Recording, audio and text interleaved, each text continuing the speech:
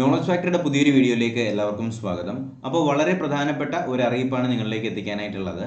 നമ്മുടെ degree level പ്രിലിംസുമായിട്ട് ബന്ധപ്പെടുത്തിയിട്ട് ഒരു പ്രധാനപ്പെട്ട അറിയിപ്പ് കേരള PSC ഇപ്പോൾ പുറത്തുവിട്ടിട്ടുണ്ട്.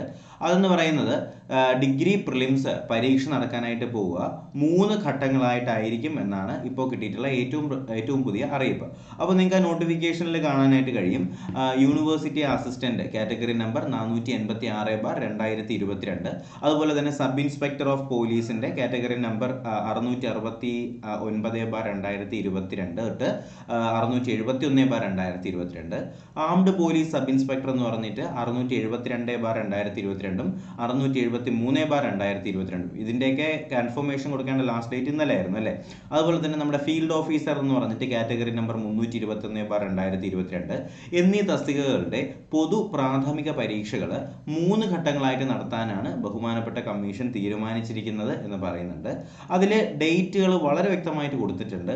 1-ാം ഘട്ടം പരീക്ഷ, ഫസ്റ്റ് ഫേസ് പരീക്ഷ നടക്കാനായിട്ട് പോകുന്നത് ഏപ്രിൽ 29 ശനിയാഴ്ചയും 2-ാം ഘട്ടം പരീക്ഷ നടക്കാനായിട്ട് പോകുന്നത് 2023 മെയ് മാസം 13 ശനിയാഴ്ചയും, അതുപോലെ തന്നെ 3-ാം ഘട്ടം പരീക്ഷ നടക്കാനായിട്ട് പോകുന്നത് 2023 മെയ് മാസം 27 ആയിട്ടാണ് നടക്കാനായിട്ട് പോകുന്നത്. അപ്പോൾ എന്തായാലും ഏപ്രിൽ മെയ് മാസങ്ങളിലായിട്ടാണ് 3 പരീക്ഷകൾ നടക്കുക.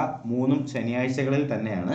1-ാം ഘട്ടം ഏപ്രിൽ 29, 2-ാം ഘട്ടം മെയ് 13, 3-ാം ഘട്ടം മെയ് 27 എന്നീ രീതിയിലായിരിക്കും നമ്മുടെ ഡിഗ്രി പ്രിലിംസ് പരീക്ഷ നടത്താനായിട്ട് പോകുന്നത്. അപ്പോൾ ഇവയുടെ വിവരങ്ങൾ കേരള പബ്ലിക് സർവീസ് കമ്മീഷന്റെ വെബ്സൈറ്റിൽ പ്രസിദ്ധീകരിച്ചിരിക്കുന്ന ഏപ്രിൽ മെയ് മാസങ്ങളിലെ പരീക്ഷാ കലണ്ടറിൽ നിന്ന് നമുക്ക് ലഭ്യമാകുന്നതാണ് എന്നുകൂടി പറയുന്നുണ്ട്. അപ്പോൾ എന്തായാലും നമ്മുടെ university assistant, sub inspector, armed police sub inspector, അതുപോലെ തന്നെ ഫീൽഡ് ഓഫീസർ തസ്തികകളുടെയൊക്കെ പരീക്ഷ ഏപ്രിൽ മെയ് മാസങ്ങളിലായിട്ട് നടക്കുന്നുണ്ട്. ഡിഗ്രി പ്രിലിംസ് പരീക്ഷ 3 ഫേസുകളിലായിട്ട് നടക്കുന്നതും വ്യക്തമാണ് അല്ലേ. അപ്പോൾ നമ്മൾ സിവിൽ പോലീസ് ഓഫീസറിൻ്റെതും വിമൻ സിവിൽ പോലീസ് ഓഫീസറിൻ്റെതും ഒക്കെ ഡേറ്റുകളും കാര്യങ്ങളൊക്കെ ഇപ്പോൾ വന്നുകൊണ്ടിരിക്കുന്നതേ ഉള്ളൂ. അപ്പോൾ എന്തായാലും നമ്മുടെ ജൂൺ ജൂലൈ മാസങ്ങളിലായിരിക്കും നമ്മുടെ CPO വിമൻ സിവിൽ പോലീസ് ഓഫീസറിൻ്റെയൊക്കെ എക്സാം നടക്കാനായിട്ട് പോവുക. ജൂൺ ജൂലൈ മാസങ്ങളിലായിട്ടായിരിക്കും. അത് ഞാനൊരു ഡേറ്റ് ഒരു കാര്യം വെച്ചാൽ അതിൻ്റെ കറക്റ്റ് ആയിട്ടൊരു ഡേറ്റ് ഞാൻ നിങ്ങൾക്ക് പറഞ്ഞു തരാം. എക്സാക്റ്റ് ആയിട്ട് പറയുകയാണെങ്കിൽ നമ്മുടെ മെയ് ജൂലൈ മാസങ്ങളിലായിട്ട് അസിസ്റ്റന്റ് മോട്ടോർ വെഹിക്കിൾ ഇൻസ്പെക്ടറിന്റെ വാഹന ഗതാഗത വകുപ്പിലേക്കുള്ള അസിസ്റ്റന്റ് മോട്ടോർ വെഹിക്കിൾ ഇൻസ്പെക്ടറിന്റെ പരീക്ഷ നടത്താനായിട്ട് പോവുക മെയ് ജൂലൈ സമയത്തായിരിക്കും. ജൂൺ ജൂലൈ എന്ന് പറയുന്ന ഫേസ് അല്ലെങ്കിൽ ജൂൺ ജൂലൈ എന്ന് പറയുന്ന സ്റ്റേജ് 2-നകത്ത് നടത്താനായിട്ട് പോകുന്നത് പോലീസ് കോൺസ്റ്റബിൾ, വനിതാ പോലീസ് കോൺസ്റ്റബിൾ, അതുപോലെ തന്നെ പോലീസ് കോൺസ്റ്റബിളിന്റെ പോലീസ് ബാൻഡ് എന്ന് പറയുന്ന ഒരു തസ്തിക നടത്താനായിട്ട് പോകുന്നത് ജൂൺ ഓഗസ്റ്റ് മാസങ്ങളിലായിരിക്കും. അതുപോലെ തന്നെ ജൂലൈ സെപ്റ്റംബറിൽ നടക്കാനായിട്ട് പോകുന്നത് സർവകലാശാല ലാസ്റ്റ് ഗ്രേഡ്, ഡേറ്റ് വന്നിട്ടില്ല, ജൂലൈ സെപ്റ്റംബറിൽ സർവകലാശാല ലാസ്റ്റ് ഗ്രേഡിന്റെ പരീക്ഷ നടക്കുന്നതായിരിക്കും. ഓഗസ്റ്റ് ഒക്ടോബറിൽ നടത്താനായിട്ട് പോകുന്നത് കമ്പ്യൂട്ടർ അസിസ്റ്റന്റ്, നമ്മുടെ സർവകലാശാലകൾ സെക്രട്ടേറിയറ്റ് PSC ഓഡിറ്റിലേക്കൊക്കെയുള്ള കമ്പ്യൂട്ടർ അസിസ്റ്റന്റിന്റെ പരീക്ഷ ഓഗസ്റ്റ് ഒക്ടോബറിൽ നടക്കുന്നതായിരിക്കും. അതുപോലെ തന്നെ നമ്മുടെ LD ടൈപ്പിസ്റ്റിന്റെ വിവിധ തലത്തിലേക്കുള്ള പരീക്ഷകളും ഓഗസ്റ്റ് ഒക്ടോബറിൽ നടക്കുന്നതായിരിക്കും.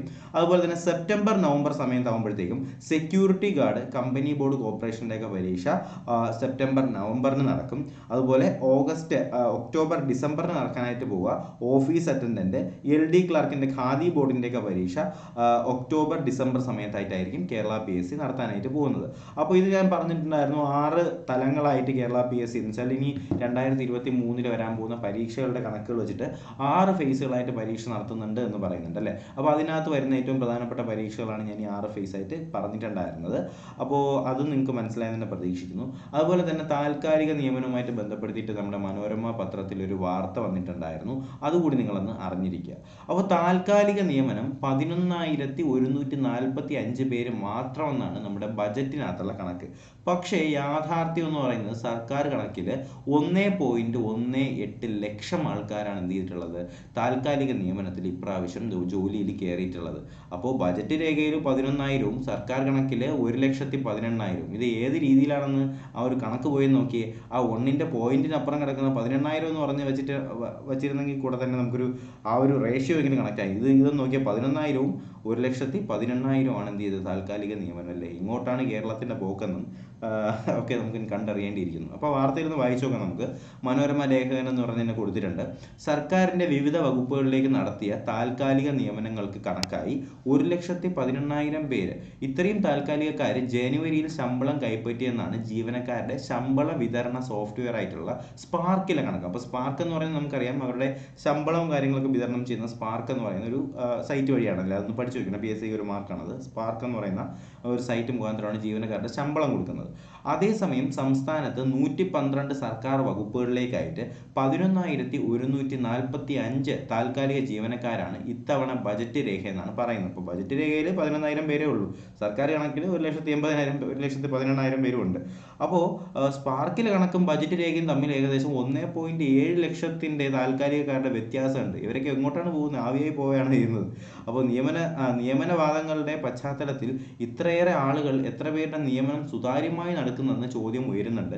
സർക്കാർ ഉത്തരവ് പ്രകാരം സൃഷ്ടിച്ച താൽക്കാലിക തസ്തികകളുടെ ലിസ്റ്റാണ് ബജറ്റ് രേഖയിൽ വരികയെന്നും വിവിധ വകുപ്പുകളിലേക്കുള്ള താൽക്കാലികക്കാരുമായിട്ട് ജോലി ചെയ്യുന്നവരുടെ എണ്ണവും അവരുടെ ശമ്പള വിതരണവും കൃത്യമായി രേഖപ്പെടുത്തുന്നതിനായിട്ട് തയ്യാറാക്കിയ കണക്ക് വിവരാവകാശ നിയമപ്രകാരം നൽകിയതാണെന്നുമാണ് ധനവകുപ്പ് പറയുന്നത്. അപ്പോൾ ഇതിൻ്റെയൊക്കെ ഡീറ്റെയിൽസ് ആയിട്ടുള്ള കണക്ക് ധനവകുപ്പിൻ്റെ ഉണ്ടെന്ന് പറയുന്നുണ്ട്. വിവരാവകാശത്തിനകത്ത് അതൊക്കെ കൊടുക്കുന്നുണ്ട് എന്നും പറയുന്നുണ്ട്.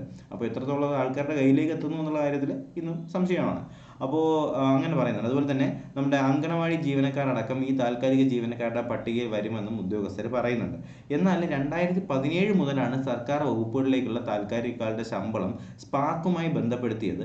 എന്നിട്ടും എന്തുകൊണ്ട് ഇത് ബജറ്റ് രേഖയിൽ ഉൾപ്പെടുത്തിയിട്ടില്ല എന്ന് വ്യക്തമല്ല, അല്ലേ? അപ്പോൾ ബജറ്റ് രേഖയിൽ ഇത് സ്പാർക്കുമായിട്ട് കണക്ട് ചെയ്തതാണെങ്കിൽ ഇത് ആക്ച്വലി ബജറ്റ് രേഖയിൽ വരേണ്ടതാണ്. പക്ഷേ 2017 മുതൽ ഇത് കണക്റ്റഡ് ആണ്. പക്ഷേ ഇതുവരെ ബജറ്റ് രേഖയിൽ ഇത് വന്നിട്ടില്ല. അതിൽ തന്നെ നമുക്കൊരു ഒരു മിസ്മാച്ച് അതിനകത്ത് തന്നെ ഫീൽ ചെയ്യുന്നുണ്ട്. അതുപോലെ തന്നെ ആ ബോക്സിനകത്ത് കൊടുത്തിട്ടുണ്ട് ജലവിഭവ വകുപ്പിൽ കൂടുതലും താൽക്കാലികക്കാരാണ്. നമ്മുടെ വാട്ടർ അതോറിറ്റിയിൽ കംപ്ലീറ്റ് ഏകദേശം ഈ താൽക്കാലികക്കാരാണുള്ളത്. ജലവകുപ്പിലേക്ക് സ്ഥിരം ജീവനക്കാർ 3,793 കൂടുതൽ താൽക്കാലിക ജീവനക്കാരാണെന്നാണ് ബജറ്റ് രേഖ പറയുന്നത്. 60,000 ജീവനക്കാരുള്ള പോലീസ് വകുപ്പിൽ 1,200 താൽക്കാലികക്കാരുണ്ട്. 500 സ്ഥിരം ജീവനക്കാരുള്ള വിജിലൻസ് വകുപ്പിൽ 564 താൽക്കാലികക്കാരുണ്ട്. 1,70,71,000 ജീവനക്കാരുള്ള പൊതുവിദ്യാഭ്യാസ വകുപ്പിലും 30,000 ജീവനക്കാരും ഉന്നത വിദ്യാഭ്യാസ വകുപ്പിലും 37,000 ജീവനക്കാരുള്ള ആരോഗ്യ വകുപ്പിലും താൽക്കാലിക ജീവനക്കാരില്ല എന്നാണ് ബജറ്റ് രേഖ പറയുന്നത്. ഗസറ്റഡ് ഹൗസുകളിലടക്കം താൽക്കാലികക്കാരുള്ളപ്പോൾ ടൂറിസം വകുപ്പിലും സ്ഥിരം ജീവനക്കാർ മാത്രമേ ഉള്ളൂ എന്നാണ് രേഖ. എന്തായാലും താൽക്കാലികക്കാർ കയറുന്ന ആറാടുകയാണ് കേട്ടോ. അപ്പോൾ ആ ഒരു കണക്ക് നമ്മുടെ സർക്കാർ വകുപ്പിൽ നമ്മുടെ ബജറ്റിനകത്ത് വരെ അത് ആ ഒരു മിസ്മാച്ച് നമുക്ക് കാണാനായിട്ട് കഴിയുന്നുണ്ട്. അപ്പോൾ എങ്ങോട്ടാണ് നമ്മുടെ കേരളത്തിൻ്റെ പോക്കെന്നൊക്കെ ഇനി കണ്ടു തന്നെ അറിയണം. അപ്പോൾ പുതിയ ചെയർമാൻ എന്തായാലും കൊള്ളാം.